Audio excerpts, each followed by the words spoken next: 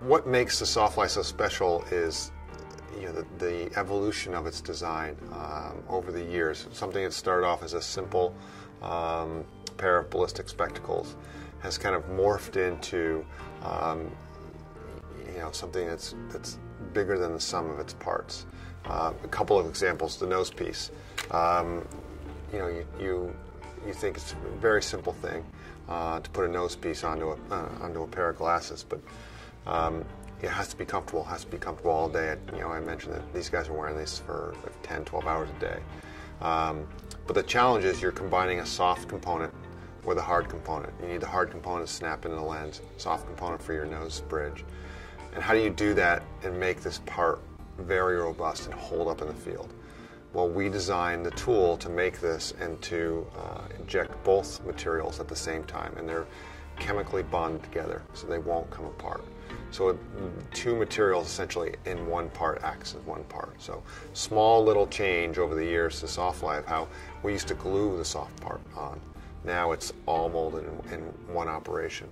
The temple arms on the Sawfly, it's a small detail, but if you have spectacles that have thick temple arms and you're trying to use communication skiers, headphones, when those things seat on your ears, you create a gap between the temple and the headphones, and noise leaks in, and you can't acquire the sounds that you need to acquire.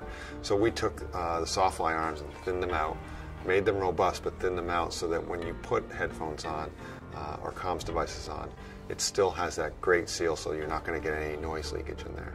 When we look at all the different versions of Sawfly, it really is almost by country specific. So whether it be lens cut or markings on the frame color, lens size, frame size, all of those things that we have changed to meet specific customer demands, where we don't have just one Sawfly. We may call it Sawfly, but the Sawfly for Germany looks much different than the Sawfly for the US. And it goes back to the whole willingness to meet the customer's requests. That sort of change, those sort of iterations and configurations are kind of second nature to us. We've gone further in terms of the lens design and the thickness of the lens to up that level of ballistic protection. We've gone further with the coatings that we use on a lens so that you get a lens that lasts a lot longer than, say, our competitors do.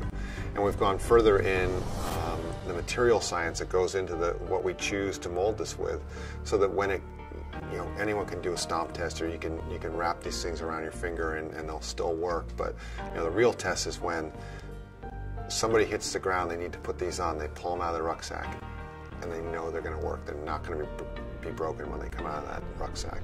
That's the real test, and that's what we're striving for. Not meeting that specific requirement for a subjective test. It's making sure that they're the best.